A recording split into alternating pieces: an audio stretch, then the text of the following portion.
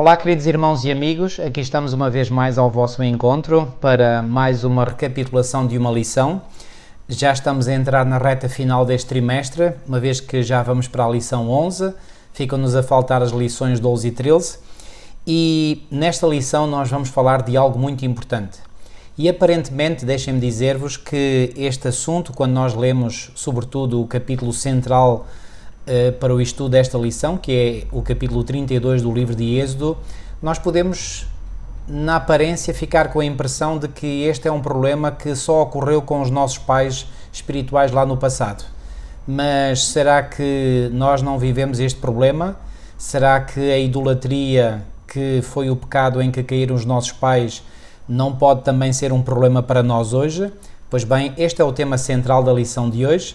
Mas antes que nós iniciemos, portanto, a análise desta lição mais em profundidade, vou dar a palavra à minha mulher, porque após algumas semanas, sem fazer referência a alguns dos nossos irmãos que nos seguem, ela tem aqui, portanto, alguns nomes, não é, Milu? Tens aí alguns nomes para referir. É isso mesmo. Eu saúdo todos vós, que mais uma vez escolheste e procuraste poder estar connosco para refletirmos junto a palavra do Senhor.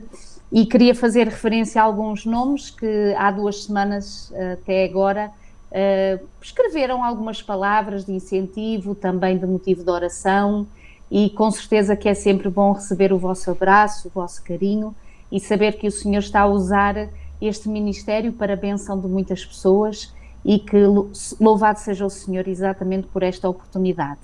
Então nós hoje saudamos a Marli Rolim, que embora sendo do Brasil está cá em Portugal, o Moisés Carruagem de Luanda também, a Eunice Raquel Reis, que já conhecemos também, é nossa amiga, o Lauro de Freitas, do Brasil, o David Silva, que também ora por nós, o nosso querido irmão também aqui em Portugal, a Esther Souza, o Edu Oliveira, o Alberto Chidoco, a Luísa Manuela, a Maria Andrade, o Henrique Ferreira, o Aureci Gomes, a Ana Maria Carvalho Furtado, a Maria Eduarda Vinagre, que também tem sempre palavras carinhosas para nós, a Jane Dias, o Adventista João, que assim se identifica, a Márcia Bonino, que também mais do que uma vez nos saúda, a Nadijane Soares, o Jorge Campos e também alguém que se identifica como o Solmar 25, seja, não sabemos o seu nome, mas é este querido ou querida que assim se identifica,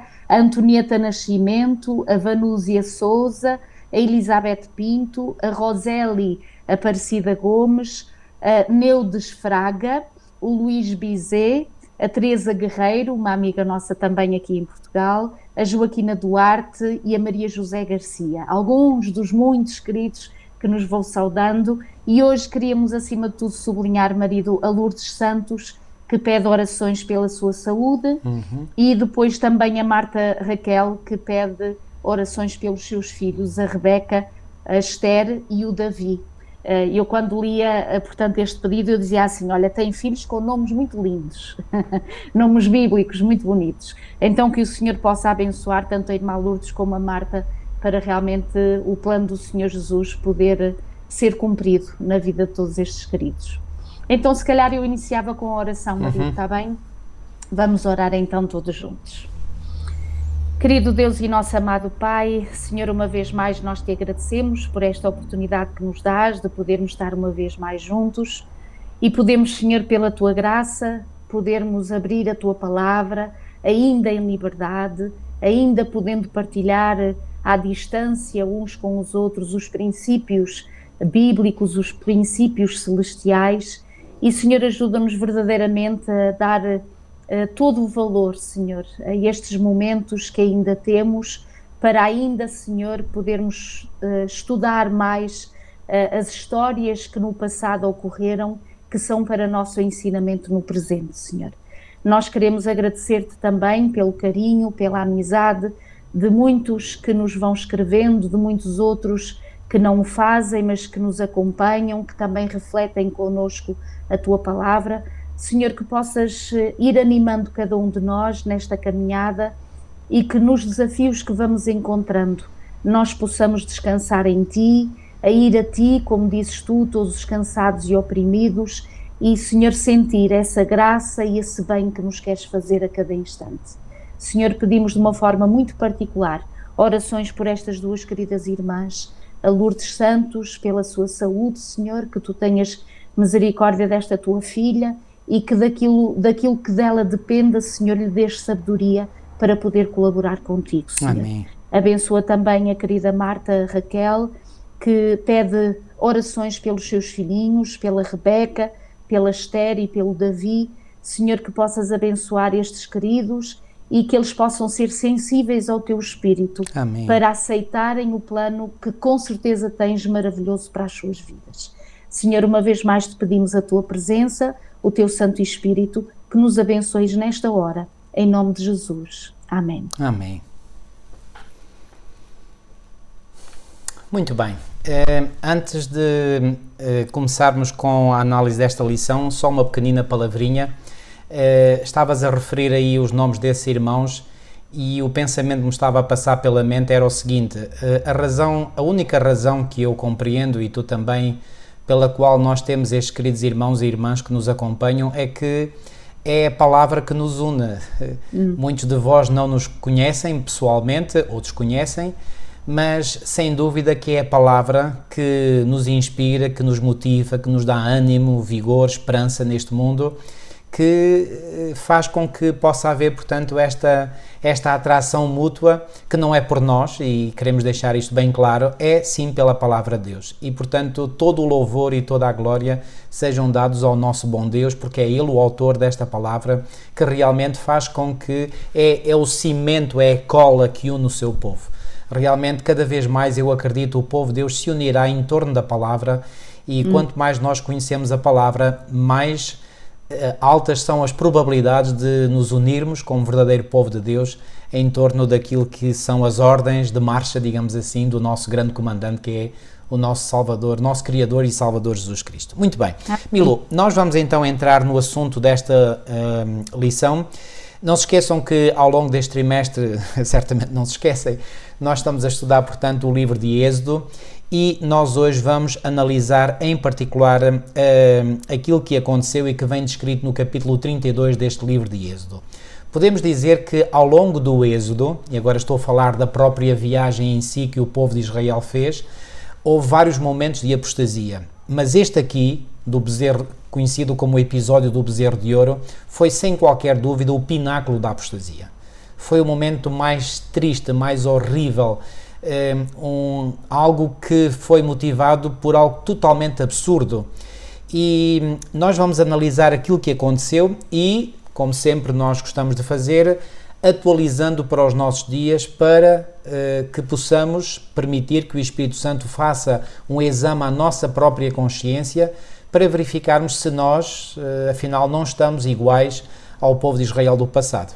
E deixem-me dizer-vos, e não quero aqui individualizar para ninguém aquilo que eu vou dizer a seguir, mas deixem-me dizer-vos que quanto mais eu estudo a palavra de Deus a fundo, mais há um pensamento claro que se impõe na minha mente. Nós, hoje, como povo de Deus, somos iguais em tudo, sem tirar nem pôr, ao antigo povo de Deus. Todos aqueles que pensem, e eu já pensei, atenção, que nós hoje somos melhores do que foi o povo de Israel no passado, então o povo de Israel teve tantas apostasias, tantos desvios de Deus, e nós hoje, queridos? Pois bem, nós como povo, estou a falar no geral, obviamente, como povo não somos piores nem melhores que o antigo povo de Israel, somos iguais. Temos os mesmos problemas e quando nós estudamos isto, nós podemos perceber que realmente estes problemas que os nossos pais, e digo pais espirituais, viveram lá no passado, são os problemas que nós hoje como povo vivemos. Milu, eu propunha que pudesses começar a ler então esse 32 e nós vamos sobretudo focar-nos neste capítulo, claro, depois já há textos paralelos, mas vamos lendo e vamos analisando e vamos comentando, portanto, este episódio. Queres começar a ler então, por favor? Muito bem, sim, com certeza. Então, Êxodo 32 começa assim: Mas vendo o povo que Moisés tardava em descer do monte, acercou-se de Arão e lhe disse: Levanta-te, faz-nos deuses que vão adiante de nós, pois quanto a este Moisés, o homem que nos tirou do Egito, não sabemos o que lhe terá sucedido. Disse-lhes Arão: tirai as argolas de ouro das orelhas das vossas mulheres, dos vossos filhos e vossas filhas, e trazei-mas. Então todo o povo tirou das orelhas as argolas e trouxe a Arão. E este, recebendo-as das suas mãos, trabalhou o ouro em buril e fez dele um bezerro fundido. Então disseram: são estes, ó Israel, os teus deuses que te tiraram da terra do Egito. Fazemos aqui uma pausa e vamos analisar. Milu, começa por comentar o que é que tu achas, ou qual é aquilo que mais te impacta ao leres estes primeiros 4 versículos do Êxodo 32. Aqui o povo, percebendo que Moisés estava a demorar mais algum tempo do que aquilo que eles queriam de descer lá da montanha, o povo começa a perder de vista, ou a perder a sensibilidade dos últimos ensinamentos e das últimas aprendizagens que eles tinham feito e visto pela mão do Senhor, através do seu líder, através daquele que o Senhor havia colocado à frente deste povo, que era Moisés, que liderou exatamente a saída deste povo do Egito, agora rumo a uma terra prometida. Ao perguntares-me o que é que mais me impressionou nestes primeiros 4 versículos, é aquilo que vem na lição de domingo, que fala de uma liderança falhada. E quando nós estudamos e vemos que, ao pedido que o povo faz a Arão, ele tem logo a reação que tem em condescender, em aceitar a proposta que o povo lhe traz, nós perguntamos e questionamos, ou pelo menos foi aquilo que passou pela minha mente ao rever a lição desta semana: como é que é possível, não é, alguém como Arão, que Deus também tinha colocado desde o início na vida de Moisés, com Moisés, para ir ajudá-lo exatamente a ter aquele papel de libertador, não é, de enviado da parte de Deus para libertar o povo de Israel do Egito. Arão, que tinha sido, sem dúvida, o incentivo, a coragem a Moisés, não é? Porque nós recordamos em lições anteriores que ele resistiu, não é? Ia dando esta, a outra desculpa e a outra desculpa. Então o Senhor colocou Arão na sua vida para ser uma mais-valia, um alento, e com certeza que foi de grande preciosidade e de grande valor. E questionamos e perguntamos como é que é possível alguém que estava na liderança como estava, que era a pessoa de Arão, por si só, isto faz-nos e dá-nos a entender e ensina-nos que uma posição ou uma responsabilidade ou um chamado que Deus nos faça não é por si só garantia de permanecermos sempre fiéis ao Senhor.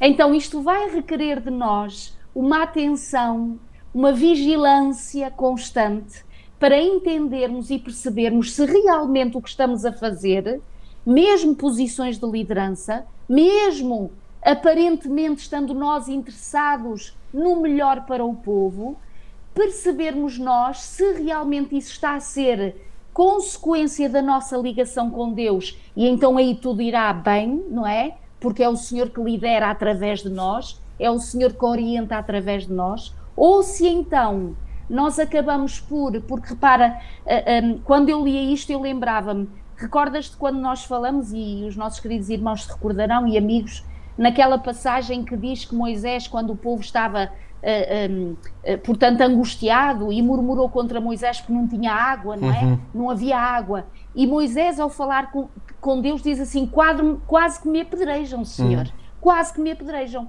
E esta pressão da multidão, esta pressão do povo, esta pressão da igreja, de um grupo, de uma congregação, se o líder, aquele que o Senhor chamou a poder estar à frente de uma igreja, de uma família ou de um grupo de trabalho, não tiver a sua mão firme na de Deus, todos nós condescenderemos com o peso da multidão, com a influência da multidão, com a pressão.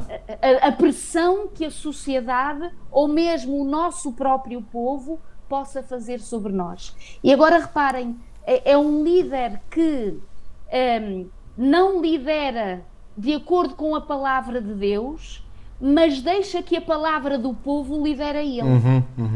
E isto é algo muito perigoso, é algo que acabará por trazer graves consequências, porque cada um vai ter que responder a Deus diante da responsabilidade que tem e diante do chamado que Deus lhe fez. Então, com que triste pesar, nós vemos que quando o povo propõe a Arão que construa e que faça para eles os deuses, não é? É que não é só um, era deuses, eles pedem logo muitos, os deuses da tal cultura da qual eles ainda não tinham retirado deles, não é? Portanto, ainda estavam-se a desintoxicar, mas ao mesmo tempo ainda havia ali bastantes resíduos pagãos, e então aqui Arão vai condescender com este pedido, vai pedir que eles tragam todas as argolas que eles tinham. E é interessante aqui, marido, já agora uma nota de curiosidade, quando diz que trouxeram todas as argolas das orelhas, as mulheres, os filhos, também, os rapazes, e as filhas, portanto não há nada de novo debaixo do sol. Nada. Portanto, já nesta altura, rapazes e homens usavam alguns brincos, portanto, que traziam, portanto, das ofertas que lhes tinham sido feitas do Egito, não é?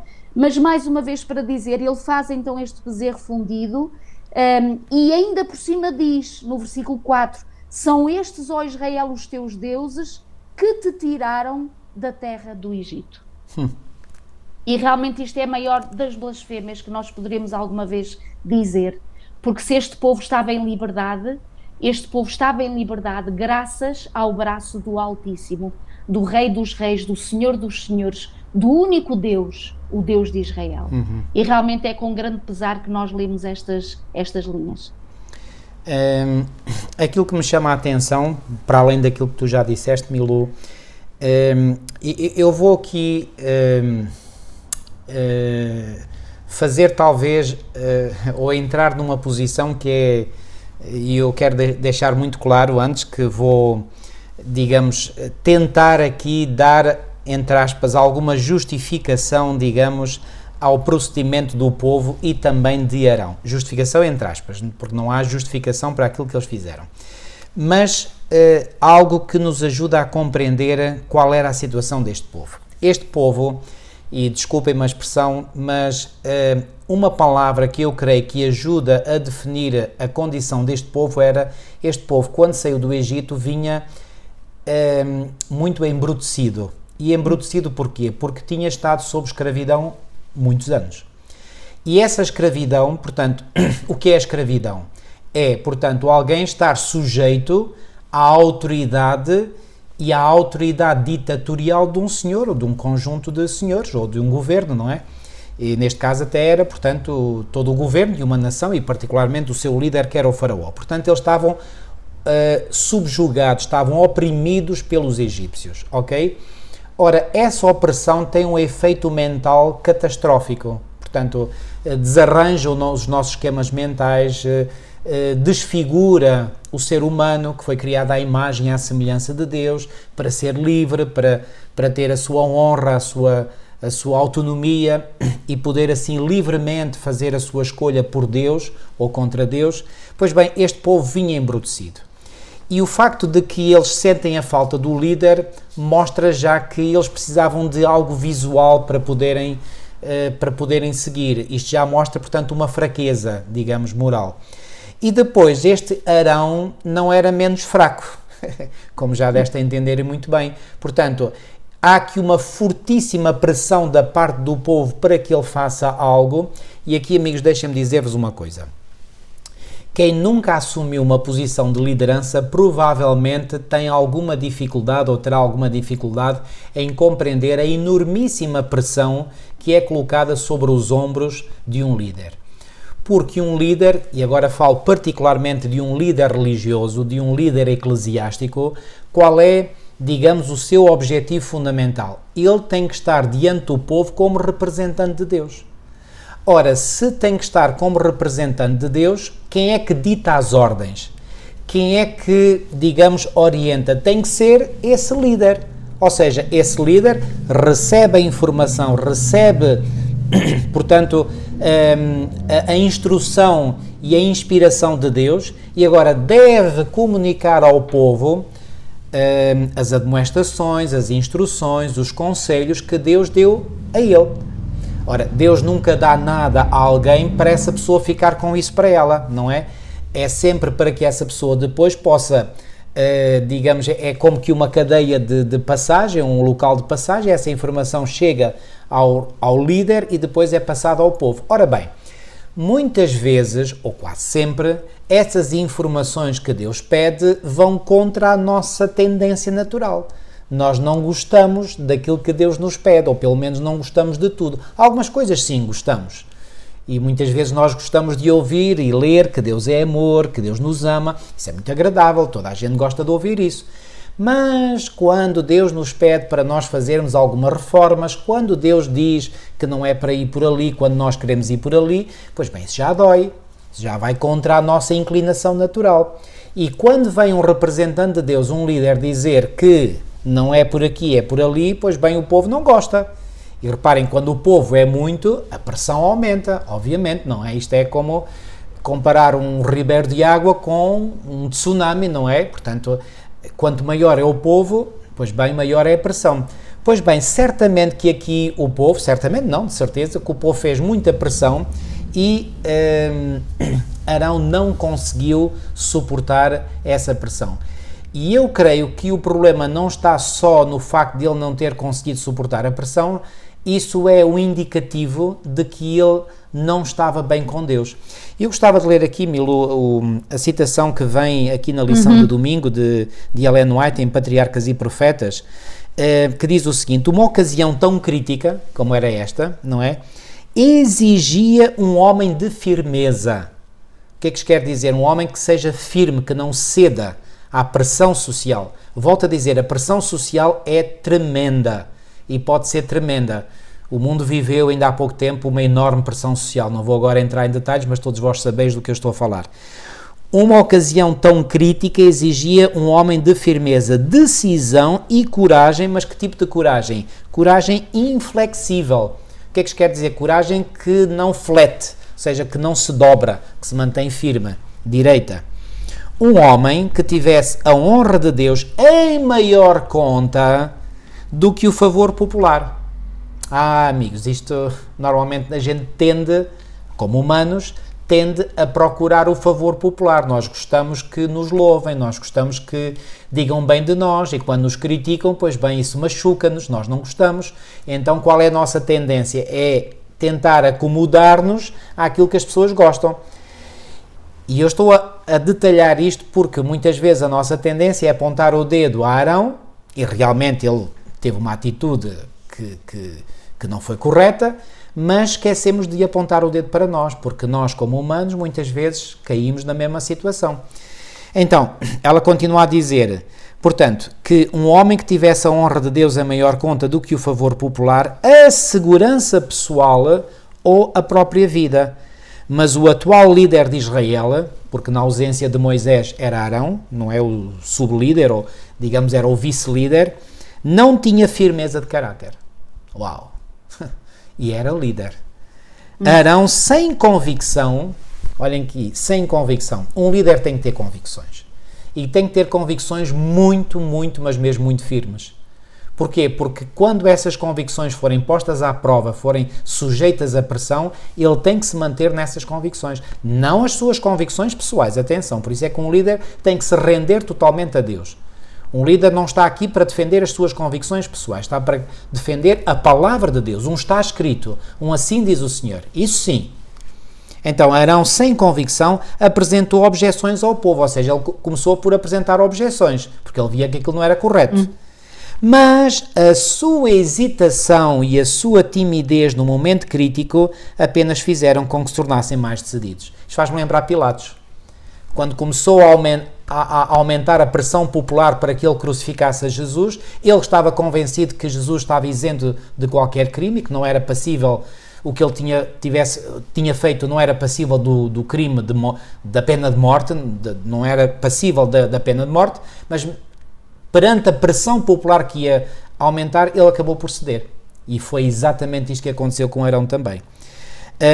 Então, o tumulto aumentou, dava a ideia de que se tinha apoderado da multidão uma excitação cega e irracional, sem dúvida. E quem é que estava por detrás desta excitação cega e irracional? Certamente o trabalho de demónios e do próprio Satanás. Houve alguns que permaneceram fiéis ao seu concerto com Deus. Iremos ver que estes alguns foram a tribo de Levi, todos os levitas, como diz aqui no versículo 26, todos os filhos de Levi. Mas a maior parte do povo aderiu à apostasia. Os poucos que se arriscaram a denunciar a proposta da realização da imagem como sendo idolatria foram atacados e tratados rudemente. Então, Arão, ao ver isto, o que é que ele teve? Teve medo, teve receio. E então, para, digamos, preservar a sua segurança pessoal, a sua vida, ele cedeu. E no meio da confusão e excitação acabaram por perder a vida, ou seja, alguns daqueles que quiseram manter-se fiéis ao Senhor. Arão temia pela sua própria segurança, cá está, isto claramente dito pela serva do Senhor. E em vez de se manter nobremente de pé pela honra de Deus, rendeu-se às exigências da multidão. Que triste figura, que triste líder. E eu pergunto, isto é uma lição para nós hoje? Oh, irmãos, se é. Será que hoje temos líderes fracos também? Líderes que se deixam levar pela pressão da multidão? Líderes que preferem receber o favor popular do que o favor de Deus? Era bom que assim não fosse. Mas infelizmente, como diz a palavra de Deus, não há nada de novo debaixo do sol. Ok, Milu, vamos avançar? Ainda dando continuidade àquilo que estavas a falar, a nossa experiência pessoal a cada momento é um ensinamento para a nossa vida. E em todas as escolhas que temos que fazer, as decisões que temos que tomar, ou estamos a fortalecer-nos cada vez mais na graça e no poder de Deus, ou estamos a enfraquecer-nos quando rejeitamos esse convite de seguir e de ser obediente ao Senhor.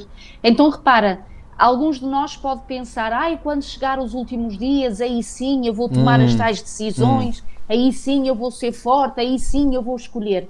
Queridos, se nós nas pequenas coisas do dia a dia, da nossa vida, a cada instante, a cada momento, já não estamos a decidir por Jesus, não é nesses dias que vão chegar que nós teremos capacidade para o fazer. É a mesma coisa de uma grande corrida, não é? Os atletas preparam-se para a grande corrida. Ninguém que está com desejo de participar numa corrida vai deixar para a última da hora o treino ou os sacrifícios que todos os atletas têm que fazer para estarem prontos no dia da competição. Então reparem, a nível espiritual é exatamente a mesma coisa. Tudo aquilo que nos acontece na nossa vida, todos os passos que nós damos em aceitarmos a vontade de Deus, é candidatarmos para a vitória do fim dos últimos dias. Mas se nós não o estivermos fazendo hoje, não será aí que nós iremos conseguir a vitória. Certo. Então, queridos, cada momento, reparem, isto também foi um teste para o próprio Arão, não é? Foi um teste para o próprio povo. O Senhor sabia todas as coisas, mas exatamente as coisas acontecem-nos e Deus permite que nos aconteçam na nossa vida para nós também compreendermos o nosso próprio estado. E quando nós compreendemos o nosso próprio estado, queridos, não é mau, porque se nós reconhecermos que não estamos bem, há uma saída. Há um intercessor, não é? Que já lá vamos também na comparação desta lição. Mas se nós não compreendemos ou não aceitamos o que vem da parte de Deus para compreendermos o nosso estado, então também não há solução, não há saída, portanto, para nós. Muito bem. Eu vou agora continuar a ler a partir do versículo 5. E Arão, vendo isto, edificou um altar diante dele. E Arão apregou e disse: amanhã será festa ao Senhor. Ou seja, o que é que Arão aqui quis fazer? Ele quis fazer aqui uma combinação, já que viu que o povo estava, digamos, a cair em apostasia, e ele certamente na sua mente sabia que aquilo não era correto. Não me venham dizer que ele não sabia, porque sabia, ok? Claro. Portanto, não foi por falta de conhecimento que digamos que Arão alinhou neste esquema. Não era por falta de conhecimento, é por medo, por receio, porque a pressão social foi muito forte sobre ele. Portanto, ele sabia. E agora aqui, para tentar, digamos assim, compensar, entre aspas, as coisas, ele apregou uma festa ao Senhor. Bom, o que é que resultou? Versículo 6. E no dia seguinte madrugaram e ofereceram holocaustos e trouxeram ofertas pacíficas, e isto tudo, digamos, com a intenção de fazer ofertas ao Senhor. Já tinham feito a asneira de fazer o bezerro de ouro, mas agora tentam compensar. Irmãos, quantas vezes nós cometemos as nossas asneiras e depois tentamos compensar fazendo, digamos, grandes obras para o Senhor? Amigos, isso não vale nada. Nada mesmo. Porque a nossa salvação não depende da nossa performance, do nosso desempenho. A nossa salvação é única e exclusivamente um dom da graça divina. Só, mais nada. Todas as recomendações, todos os conselhos que o Senhor nos manda pôr em prática, e manda, é para nós podermos crescer na santidade, na santificação. Mas nós não somos salvos por fazermos isto bem ou aquilo. Nós somos salvos única e exclusivamente porque acreditamos que Deus é bondoso, é misericordioso e pela fé nós recorremos ao Senhor e suplicamos a sua graça, porque nos reconhecemos pecadores e reconhecemos que em nós não há nada de bom, nem nada que nós possamos fazer de bom por nós mesmos. Não há. Todas as nossas boas obras que fizermos por nós próprios valem zero para Deus. As nossas boas obras têm que existir, boas obras em nós, mas essas boas obras têm que ser a operação do Espírito Santo em nós, para que toda a glória seja dada a Ele e não a nós, porque senão nós até puxávamos aqui pelos galões e chegávamos junto a Deus e dizemos: olha, Senhor, estás a ver, eu faço isto, faço aquilo outro, estás a ver, vê lá, tu tens que me salvar, e ai de ti que não me salves. Não, isso não vale nada perante Deus. Lembram-se de Jesus ter dito, isto vem em Mateus 7, 21 a 23, muitos me dirão daquele dia: ó Senhor, não fizemos isto, não fizemos aquilo, não expulsámos demónios, fizemos tudo isto em teu nome. E o que é que o Senhor dirá a essas pessoas? Nunca vos conheci. O que é que se quer dizer? Que essas pessoas não fizeram essas obras em Cristo, fizeram-nas por elas próprias. Por isso é que eu digo, as obras humanas valem zero, zero mesmo. Então, e já agora, marido, deixa-me só dizer, mesmo este tipo de adoração não era a verdadeira adoração que o Senhor havia pedido, para já. Como diz a lição de segunda-feira, haviam logo 2 mandamentos que aqui eles estavam a anular, que era o primeiro e o segundo. O primeiro, o Senhor diz: não terás outros deuses diante de mim, e lá estão eles a pedir outros deuses, mesmo de forma declarada. E depois o segundo mandamento que diz: não farás para ti imagem de escultura, e foi exatamente uma imagem que eles haviam feito. Exatamente. Então repara, Arão aqui neste momento está a tentar misturar o sagrado com o profano. Isso mesmo. E esta mistura do sagrado com o profano, nós hoje em dia também temos que ter atenção. Se nas nossas práticas de ação de louvor, de ação de graças e de súplicas ao Senhor, mesmo nas nossas congregações, mesmo no nosso estilo musical, mesmo na nossa forma de nos apresentarmos diante de Deus, questionarmos e perguntarmos: nós estamos a adorar o Senhor da forma como Ele nos pede que nós o adoremos? Ou estamos a levar as nossas próprias modas, tendências, gostos e profanidades, porque no fundo tudo o que não é de Deus é profano, para estes momentos de adoração, que pode ser individual, pode ser na casa da família, pode ser na igreja. Então repara, aqui Arão tenta realmente, como tu dizes e muito bem, misturar ali as coisas para ver se o mal não era tão mal. E queridos, não há solução quando o mal está presente. Solução no sentido de fazer o que é certo. Já está errado. Mesmo que esteja muita coisa certa, mas se houver uma que está misturada com toda essa coisa certa, que não é aprovado por Deus, o Senhor não vai aceitar a adoração. O Senhor vai rejeitar a adoração e as consequências vão vir, como nós acabamos por perceber nesta própria história. O que é que diz o apóstolo Tiago? Aquele que guarda toda a lei e tropeça em um só ponto tornou-se culpado de todos. Pronto. E nós muitas vezes temos a tendência, não está incorreto, nós fazemos esta avaliação de olharmos para os cristãos de tradição católica ou romana e para os cristãos de tradição protestante e dizemos: eles não guardam o 4º mandamento. Estão mal, sabemos isso. Agora, ponhamos o dedo na nossa consciência. Será que nós estamos bem? Será que temos estado a observar o sábado corretamente? Será que não estamos a transgredir qualquer um dos outros 9 mandamentos, para além do 4º mandamento, a que já me referi? É que a obediência à lei de Deus é muito mais abarcante e profunda do que nós muitas vezes pensamos. Reparem, Jesus no Sermão da Montanha, ele alargou muito, digamos, o âmbito da lei. Quando ele explanou alguns mandamentos, quando ele disse: matar não é só tirar a vida. Se tu te irares com o teu irmão, se tu odiares o teu irmão, já estás a matar. Se tu olhas para uma mulher com intenção impura, já estás a adulterar. Irmãos, isto alarga e consideravelmente, digamos, a extensão da lei.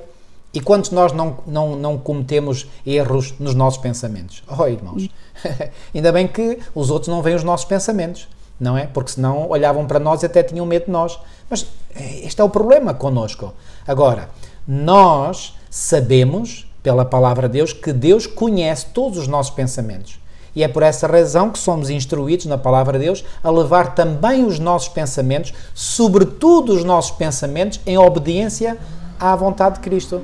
Porque se os meus pensamentos não estão em obediência à vontade de Cristo, amigos, as minhas palavras, os meus atos, vão acabar mais cedo ou mais tarde por refletir esses pensamentos.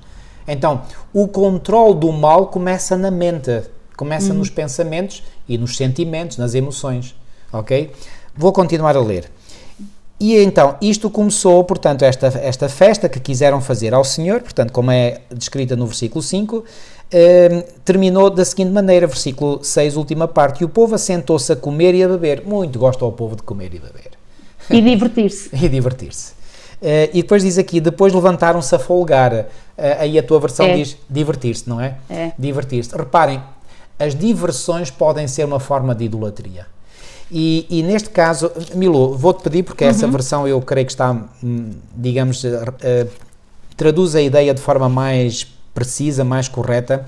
Em 1 Coríntios, no capítulo 10, quando o apóstolo Paulo faz, digamos, uma revisão daquilo que aconteceu na história do antigo povo de Israel, lê, por exemplo, o versículo 7, portanto, de 1 Coríntios 10. Portanto, 1 Coríntios 10, que tem a ver exatamente com esse 32. Sim. Não vos façais, pois, idólatras, como alguns deles, porquanto está escrito, o povo sentou-se para comer, beber e levantou-se para divertir-se. Então, não vos façais, pois, idólatras. Paulo está a falar de quê? De idolatria, ok? E agora ele diz, como alguns deles, conforme está escrito, e agora aqui reparem, Paulo nem sequer faz referência à adoração do bezerro de ouro. Ele só introduz aqui o seguinte, o povo assentou-se a comer, a beber e levantou-se para se divertir. Então, no comer, no beber e no divertir-se pode estar idolatria. É o que diz o apóstolo Paulo, não é a minha opinião. Então, amigos, estão a ver quão vasta, quão abarcante é esta ideia da idolatria? Ou seja, o povo quis, digamos, minorar o mal, mas ao querer minorar, também cometeu idolatria.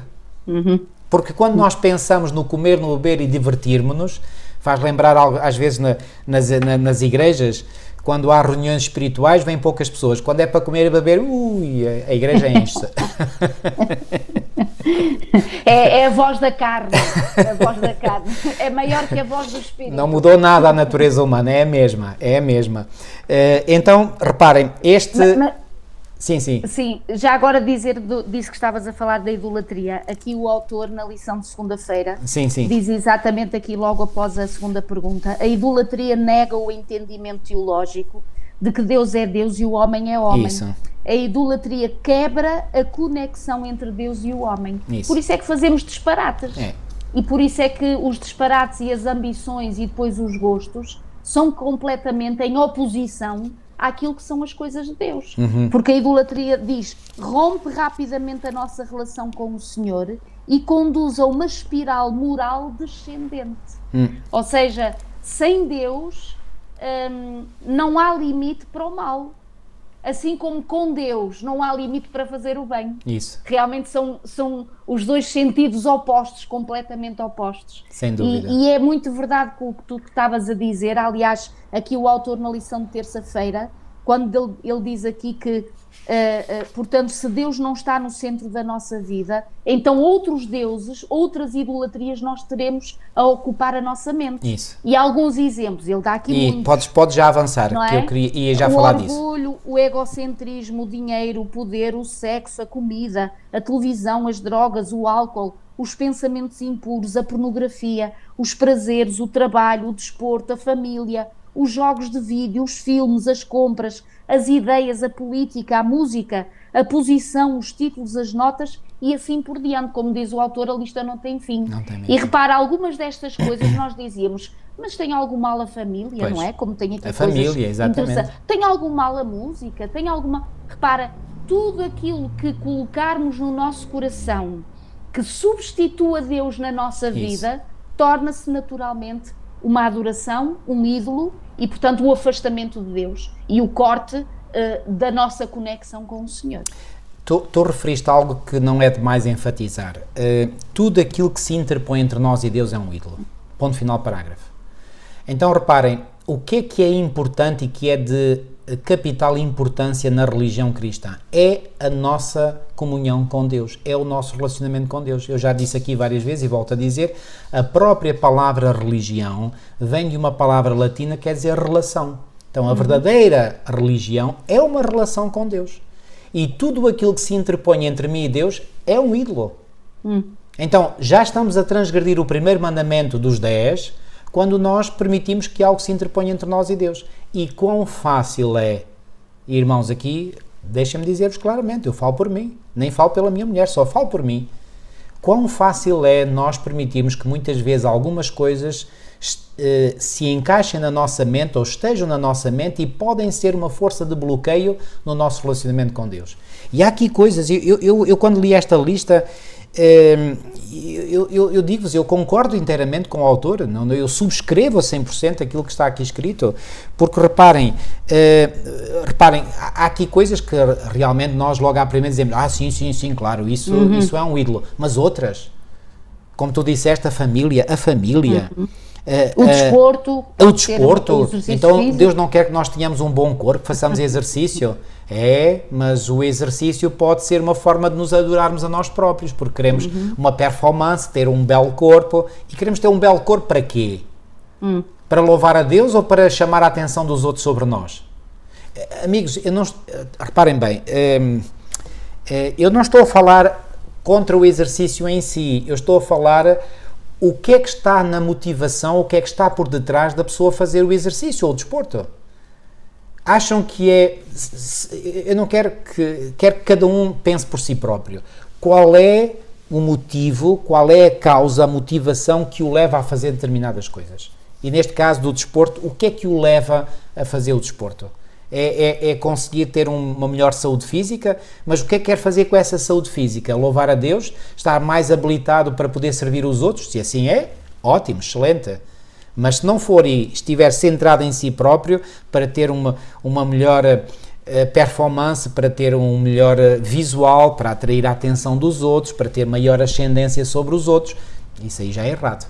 A família podemos fazer da família um ídolo. E é a família. E Deus? E Deus, que deve estar a superentender tudo. Claro, há aqui outras coisas que nem merecem que se refiram. O orgulho, claro, o egocentrismo, o dinheiro, o poder, que muitos ambicionam ter poder, não é? O sexo, claro, isto é fácil de compreender. A comida, que nós precisamos de comida para nos alimentarmos, etc. É verdade, mas quando a comida se torna um fim em si mesmo, já é errado. Os jogos de vídeo, que infelizmente hoje estão muito na moda e que estão a afetar sobretudo os nossos jovens. A TV já afetou mais, mas hoje afeta menos. As compras, há pessoas que são, digamos, compradores compulsivos, que precisam de estar sempre a comprar coisas e às vezes nem precisam. Vai-me lembrar uma vez um irmão, já foi há muitos anos, que dizia que a mulher lá em casa tinha para aí uns 30 pares de sapatos, não é? Olha as senhoras a irem correr agora para ver quantos pares têm lá em casa. As ideias, a política, a música, realmente tudo isto, irmãos, pode ser realmente um ídolo. E nós temos de ser muito sinceros e honestos connosco próprios e com Deus, no nosso relacionamento, e dizer, Senhor, sonda-me e vê se há em mim algum caminho errado e guia-me pelo caminho reto. Cuidado, porque o nosso coração é enganoso e desesperadamente corrupto. Não podemos sonegar esta realidade que a palavra de Deus nos apresenta. Claro que nós não gostamos de algumas verdades da palavra de Deus que são incómodas, que nos dão autênticas bufetadas sem mão, não é? Mas nós temos que aceitar isto, irmãos, e nós temos que reconhecer que em nós mesmos e por nós mesmos não somos nada. Nós somos maus por natureza. Jesus o disse, não sou eu, não é uma ideia minha. Lucas 11:13, se vós que sois maus sabeis dar boas dádivas aos vossos filhos, então nós não damos boas dádivas aos nossos filhos por sermos bons, não, nós damos boas dádivas aos nossos filhos apesar de sermos maus. Essa é a nossa condição natural. E a menos que o Espírito Santo esteja em nós e que opere no sentido oposto, irmãos, estamos completamente desgraçados. Portanto, só podemos fazer o bem se a força divina atuar em nós. É como um eletrodoméstico, se estiver ligado à tomada, funciona. Se não estiver ligado à tomada, não funciona. Ele pode estar no seu estado perfeito, pode ser novo, tudo está íntegro, os elementos desse eletrodoméstico, mas falta energia, não funciona. Ou seja, e para que vale um eletrodoméstico que não funciona? Para nada. Então nós temos que estar conectados à energia. Temos que ter a nossa ficha ligada à tomada elétrica divina. Porque sem Deus não funcionamos, simplesmente não funcionamos, acabou. Às vezes temos a ilusão, quando desligamos a tomada, não é? A ficha da tomada, que ainda continuamos a andar. Mas isso é uma... reparem, um comboio elétrico. Imaginem, digamos, aquela haste que chama que é a catenária, não é? Portanto, quando toca no fio, ela recebe a energia que está no fio, aquela alta tensão. Vamos imaginar que há um problema na catenária e ela desce, pois bem, deixa de haver contacto. O comboio ainda vai continuar a andar, obviamente, e pode andar até por uns 2, 3 km, não sei, dependendo da inclinação do terreno onde está a andar, mas finalmente acaba por parar. O mesmo na nossa vida espiritual. Se nós desconectamos, vai chegar um momento que vamos deixar de andar. Milu, vamos avançar? Para avançar um bocadinho, estavas a falar e eu estava a imaginar este versículo, quando diz aqui, então disse o Senhor a Moisés, vai, desce, porque o teu povo que fizeste sair do Egito se corrompeu. Isso. E depressa se desviou do caminho que eu lhe havia ordenado. Fez para si um bezerro fundido, adorou, sacrificou, e diz, são estes, ó Israel, os teus deuses que tiraram da terra do Egito. E disse mais o Senhor a Moisés, tenho visto este povo, e eis que é povo de dura cerviz. Agora, pois, deixa-me para que se acenda contra eles o meu furor e eu os consuma, e de ti farei uma grande nação. Estavas a falar sobre estas dificuldades que nós também poderemos ter na nossa vida, de alguns deuses, alguma idolatria na nossa vida, e eu estava aqui a pensar o que é que o Senhor vê de lá de cima no nosso acampamento. Qual é o barulho que o Senhor escuta nas nossas famílias, nas nossas igrejas, nos nossos ajuntamentos sociais? Quais são os barulhos que Deus ouve? Nós estamos a fazer que espécie de confraternização uns com os outros, ou que tipo de adoração estamos nós a fazer ao Senhor, que seja por ele considerado barulho, não é? Mesmo Josué vinha a descer com Moisés, não é? E disse que barulho é aquele, e eles pensavam é de guerra espiritual, realmente era. Um grande combate, um grande conflito, realmente espiritual. E é muito interessante, repara, e agora passando para esta segunda parte da lição, que é profundamente importante, o Senhor achei muito interessante quando ele diz aqui a Moisés, vai e desce, porque o teu povo que fizeste tu sair do Egito se corrompeu. Portanto, esta corrupção, não é? Este desvio, no fundo, da vontade de Deus tinha acontecido com o povo. E aqui Moisés vai... E já agora, Milu, desculpa enfatizar, Jesus aqui, portanto, no versículo 7 diz o teu povo. E porquê que diz o teu povo? Porque ele não se identifica mais, o Senhor não se identifica mais com este povo. Não é o seu povo, porque não se revê neste povo. Então é o teu povo. Mas agora repara o que é que Moisés vai fazer, e isto realmente é o grande espírito da intercessão e do verdadeiro amor pelas almas caídas. Quando Moisés aqui vai responder no versículo 11, porém Moisés suplicou ao Senhor seu Deus e disse, portanto uma súplica, não é uma oração de brincadeira, portanto há uma intenção e uma agonia, uma angústia que leva aquela pessoa aos pés do Senhor. Então suplica ao Senhor e disse, porque se acende, Senhor, a tua ira contra o teu povo. Parece que aqui Moisés está a tentar lembrar o Senhor que o povo é dele, não é? É dele do Senhor, não é dele Moisés. Moisés, podemos dizer que passou a bola para Deus. Passou, e verdadeiro, porque ele diz, porque foste tu que tiraste a terra do Egito com grande fortaleza e poderosa mão. Ora bem. Ou seja, Moisés tinha consciência que tinha sido a graça de Deus e o poder do Senhor que tinha libertado aquele povo. Ele foi apenas um instrumento nas mãos de Deus. Não era a razão da libertação. Ele foi instrumento para ele, que é Deus, libertasse o seu povo. E por Milu, isso ele diz... desculpa lá, talvez alguns que nos estejam a ouvir, espero que não seja o caso, mas poderá acontecer que alguns nos estejam a ouvir, pensem assim, bom, se não fosse a intercessão de Moisés, Deus estava mesmo furioso, estava mesmo mau. Queridos, não é bem assim. Deus aqui, digamos, certamente indicou estas palavras a Moisés para que no coração de Moisés surgisse este desejo de interceder pelo seu povo. E qual era o objetivo final de Deus? Era fazer com que Moisés se tornasse ainda mais no seu caráter à semelhança de Deus. E sabem, Moisés acabou por se tornar um tipo de Cristo. Exato. Porque o que é que Cristo fez pelo seu povo? Não veio morrer pelo seu povo, não intercedeu pelo seu povo, não continua como nosso intercessor no santuário celestial, como advogado, como diz em 1 João 2:1. Então, reparem, quando uma pessoa, neste caso foi Moisés, chega ao momento de desejar intimamente interceder em favor do seu povo, esta pessoa atingiu, eu diria, um elevado nível espiritual. E oxalá que todos nós, pela graça e pelo poder do Senhor, possamos atingir esse nível também, de querermos ser intercessores.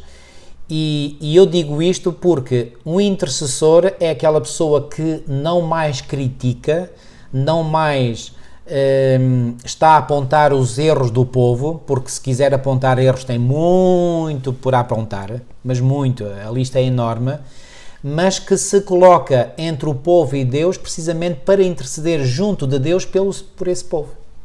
Para o que é que Daniel fez na sua oração Daniel 9, registada em Daniel 9? Não intercedeu Daniel a Deus pelo seu povo, não disse, Senhor, nós temos pecado. Nós não conhecemos, a Bíblia não relata nenhum pecado na vida de Daniel. Certamente que ele era um pecador, não é? Mas não houve assim grandes pecados na vida dele. E, no entanto, ele nessa oração de intercessão, ele identifica-se com o seu povo e diz, nós temos pecado. Não é vós tendes pecado, nós temos pecado. Então, a pessoa que subiu já a este patamar no seu amadurecimento espiritual é o intercessor. Portanto, aqui o que Deus queria fazer de Moisés é que Moisés subisse de patamar e se tornasse então ainda mais semelhante ao seu Salvador, que Cristo. Que Deus tenha misericórdia de cada um de nós e nos faça subir para esse patamar. É verdade. E aqui repara quando Moisés a falar com Deus diz, torna-te, estou no versículo 12, torna-te do furor da tua ira e arrepende-te deste mal contra o teu povo. E o versículo 14 ainda veio dar mais força. Então se arrependeu o Senhor do mal que dissera que havia de fazer ao povo. Ou seja, no sentido que isto é uma linguagem puramente humana para tentarmos descrever, no fundo, a misericórdia de Deus. Certo. Ou seja, Moisés não era mais misericordioso para com o povo do que era Deus. Claro. Moisés estava a crescer na graça. Isso. Moisés estava a crescer na graça, estava a experimentar realmente a comparticipação de uma natureza divina que traz para nós virtudes que nós naturalmente não as temos. Isso. E o que é que ele estava a viver? Estava a viver, por isso não é por acaso de admirar que Moisés seja considerado um tipo de Cristo, exatamente por isso, porque colocou-se no lugar do povo, acabou por dizer, Senhor, aliás, ele tem esta oração até final, e podemos já avançar um bocadinho, quando aqui no versículo 32, versículo 31, tornou Moisés ao Senhor e disse, ora, o povo cometeu grande pecado, fazendo para si deuses de ouro, ou seja, Moisés não desculpa ou não esconde ou não nega o pecado do povo, ele assume e realmente diz que o pecado verdadeiramente o povo pecou contra o Senhor, mas depois ele diz versículo 32, mas agora pois perdoa-lhe o pecado ou se não risca-me, peço-te do livro que escreveste. Uau. Eu acho isto, quando a gente chegar a amar uns aos outros assim, marido, eu acho que a gente já percebeu o Evangelho, porque o Evangelho é isto, é perceber que há um pagão diante de nós, e quando eu estou a dizer um pagão, estou a dizer um pagão dentro da igreja, porque os outros lá fora têm razões para o ser, nós que temos conhecimento não teríamos essas razões para ser, mas às vezes somos, e às vezes caímos em pecado, e às vezes caímos em apostasia. E o Senhor procura também não só líderes que sejam corajosos diante da pressão das massas, mas também líderes que sejam misericordiosos, que sejam amorosos diante da queda das massas. Isso. Então o Senhor aqui, e Moisés denota realmente este grande amor que tem pelo povo, ao ponto de dizer que ele não estava... não se importa, repare, eu acho que isto a gente nem compreende. Ele não se importava de perder a vida eterna, porque era isto, de perder a sua própria vida, mas que os seus queridos fossem perdoados. Portanto, quem ama e tem o amor de Jesus realmente vive para para que o Senhor os use também para a bênção destes queridos que estão completamente nas lamas da idolatria, das tendências pecaminosas que todos nós temos e que precisamos de graça e do poder de Deus. E oxalá que aqueles que estão à nossa volta, nós próprios, sejamos esse braço estendido da parte de Deus para levantar muitos que estão Amém. a esperar ser levantados e que precisam de ser levantados. Muito bem. Não é? Já agora sim. Isso, antes tu ias falar, se calhar para ler, porque isto também é muito solene. Moisés, quando chega a dizer estas palavras, antes já fez qualquer coisa, mandou matar todos os idólatras. E portanto aqui vemos esta grande parceria e equilíbrio entre aquilo que é a verdadeira justiça e o amor. Portanto, não é desculpado o pecador que se identifica com o pecado. Deus perdoa o pecado. Deus perdoa o pecado do pecador que quer confessar o seu pecado e libertar-se dele. Não é? Há aqui uma nota na lição de sexta-feira, Milu, nas perguntas para reflexão, é a pergunta 2, que diz assim: podemos discernir a gravidade da situação pelas consequências e pelos resultados de uma ação ou pela gravidade da reação ao acontecimento? Porque, e agora aqui eu quero chamar a atenção para isto, ordenou Moisés a execução, mas a execução de quem? Isso. Dos que teimavam em não se arrepender e continuavam na sua rebelião contra Deus e os seus ensinos. Quantos mortos houve aqui? No versículo 28 diz assim: e os filhos de Levi fizeram conforme a palavra de Moisés e caíram do povo naquele dia uns 3.000 homens. Uns 3.000 homens. Foi uma mortandade. Quem foram estes 3.000 homens? Eu pergunto, foram só estes 3.000 homens que pecaram? Que cometeram o pecado da idolatria? Que foram lá comer e beber e divertir-se? Não. Então o povo que saiu do Egito, já dissemos aqui uma vez, seriam para aí 4 milhões de pessoas, incluindo as crianças, não é? Portanto, só homens eram 600.000. Então caíram 3.000, só estes 3.000 é pecaram? É óbvio que não. Estes 3.000 que pecaram foram aqueles que teimaram em não se arrepender e continuavam na sua rebelião contra Deus. Como é que nós podemos provar isto biblicamente? Bom, não neste texto, mas há outros textos, por exemplo, Provérbios no capítulo 29. Provérbios no capítulo 29 é um texto que diz assim, Provérbios capítulo 29 versículo 1: o homem que muitas vezes repreendido endurece a cerviz será quebrantado de repente sem que haja cura. Isto é aquilo que no Novo Testamento é chamado o pecado contra o Espírito Santo. Porque qual é o trabalho do Espírito Santo? É convencer-nos do pecado. Quando eu não me deixo convencer pelo pecado, eu estou a resistir a esse trabalho de convicção do Espírito Santo. Agora, quando reparem, o que é que a Bíblia diz claramente? Se confessarmos os nossos pecados, Ele é que é fiel e justo para nos perdoar. Todo o pecado confessado é perdoado, todo, sem exceção. Qual é o único pecado que não é perdoado? Aquele que não é confessado. Estão a ver? E porquê que há pecados que não são confessados? Porque a pessoa não quer largar a mão deles, digamos assim. Quer acariciar esse pecado na sua mente, na sua vida, quer vivê-lo, porque lhe é agradável, porque sabe melhor viver esse pecado do que viver em comunhão com Deus. Porque, digo bem, sabe melhor viver esse pecado do que viver em comunhão com Deus, porque é impossível haver uma relação com Deus coabitando com o pecado, não, ou uma coisa ou outra, ok? Então, nem dá aqui para fazer digamos, esta mistura, como Arão quis fazer, não é? E que deu em nada, que ainda foi pior a emenda que o soneto, como se diz em bom português. Então, isso não funciona. Então, aquele que repreendido muitas vezes endurece a cerviz será quebrantado de repente sem que haja cura. Então foi o que aconteceu com 3.000 homens, porque essas pessoas persistiram na sua rebelião e foram resistentes a reconhecer que estavam mal e que tinham errado. Que Deus nos livre disso. Isso é a pior praga que pode acometer um coração humano. É a pior praga. Que Deus nos ajude, apesar das nossas falhas, a termos sempre a humildade e a coragem. É preciso as duas coisas, humildade e coragem, para reconhecer os nossos erros e ir ao Senhor, humildemente, pedir perdão, com a certeza de que se nós confessarmos os nossos pecados, repito, Ele é fiel e justo para nos perdoar, e não apenas para perdoar, mas para nos purificar toda a injustiça. Esta é a graça do Evangelho. Eu achei muito interessante quando nós vamos ver a etimologia da palavra apostasia, ou seja, o que é que ela diz na sua gênese, ou seja, na sua origem, E é uma palavra do grego antigo que começa uma primeira parte que é apo, que quer dizer de, para fora de, afastamento, e depois stasis, que quer dizer uma posição, um estado, uma permanência, o colocar-se de pé, o estar firme. Então, apostasia o que é que é? É afastar-se da posição onde se estava firme anteriormente. Isso. Então, repara, na nossa vida, e por isso é que isto é bastante solene, nós temos que perceber, não numa uma única vez na nossa vida, qual é o nosso estado. Temos que ir percebendo a cada instante qual é o nosso estado. Porque hoje eu posso estar firme, posso estar bem, posso realmente estar lá, não abandonando a minha fé, mas sendo firme na fé. Mas se eu não tomo atenção, o inimigo vai começando a minar a minha vida, coisas, influências, condescendências, prazeres, vontades, isto não é tão mal, e este detalhe e o outro, que quando dou por mim, já estou muito longe do caminho da fé, dos princípios que outrora um dia eu aceitei na minha vida.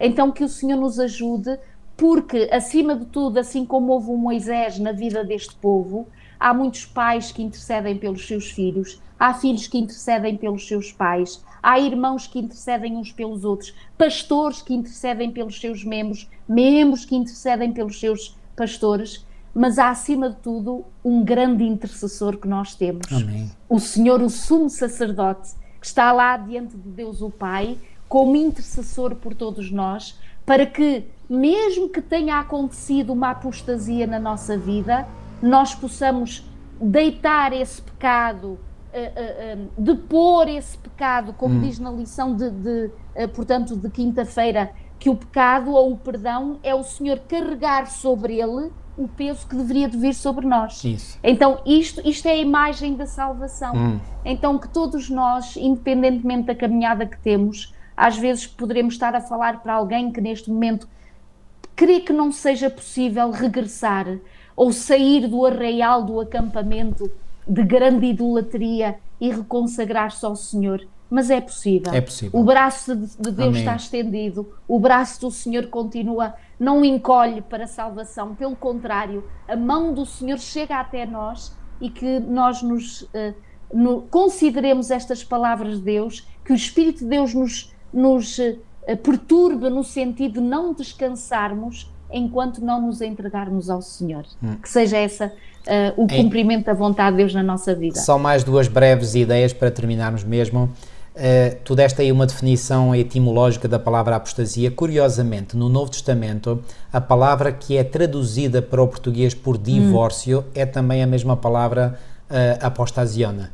Ou seja, o que é a apostasia? É um divórcio. Um divórcio de quem? De Deus. Portanto, é uma separação. Outra ideia, li ontem ou anteontem um pensamento de Ellen White que diz que é trabalho de Satanás levar-nos ao desânimo e que percamos a esperança, mas é o trabalho de Deus e dos seus anjos de dar-nos ânimo, de dar conforto, de dar esperança, de renovar a esperança. Então louvado seja o Senhor por tudo aquilo que Ele faz para nos dar esperança, porque o Senhor quer a nossa salvação. Deus não quer que nós nos percamos, quer a nossa salvação, e por isso temos todos os motivos e razões para louvar o nosso Deus. Vamos terminar com uma oração. Nosso querido e amado Pai, muito obrigado, Senhor, por mais uma lição poderosa que nos fizeste chegar até à nossa reflexão. Obrigado, Senhor, porque através deste episódio tão triste que ocorreu com o teu povo lá, bem atrás no passado, nós podemos ainda hoje, Senhor, encontrar lições tão poderosas para nós hoje. Ó Senhor, ajuda-nos, Senhor, na nossa fraqueza. Ó Senhor, não foram só os nossos pais espirituais que erraram, que caíram, nós hoje também caímos, Senhor. Nós ainda temos defeitos a vencer pela Tua graça e pelo Teu poder, mas acreditamos que é possível, Senhor, que não há pecado algum que seja impossível de ser vencido pela Tua graça e pelo Teu poder. Ajuda-nos tão somente a acreditar nisso, Senhor. Amém. E ajuda-nos a ter sempre na nossa mente a plena e total convicção de que Tu queres a nossa salvação. Tu não queres a nossa destruição. Tu queres que um dia nós vivamos eternamente contigo. Então, Senhor, que esse pensamento nos arme a nossa mente para nós termos a plena certeza, Senhor, de que aquele que mais trabalha pela nossa salvação não somos nós, és Tu. Pois Tu fizeste muito já e continuas a fazer muito por cada um de nós. Então, Senhor, ajuda-nos a nunca largarmos a Tua mão, a colaborarmos contigo, para que um dia possamos ter essa bem-aventurada alegria, Senhor, e esperança de vivermos contigo eternamente. Amém. Fica com todos nós, alimenta-nos, Senhor, a nossa mente com estas promessas e certezas da Tua palavra. É o que nós te pedimos e pela fé te agradecemos em nome de Jesus. Amém. Amém. Queridos amigos, despedimos por hoje e marcamos encontro para a próxima semana. Coragem no Senhor, que Deus vos ajude e vos continue a abençoar grandemente. Até para a semana. Um forte abraço, que o Senhor vos abençoe e até para a semana, se Deus quiser.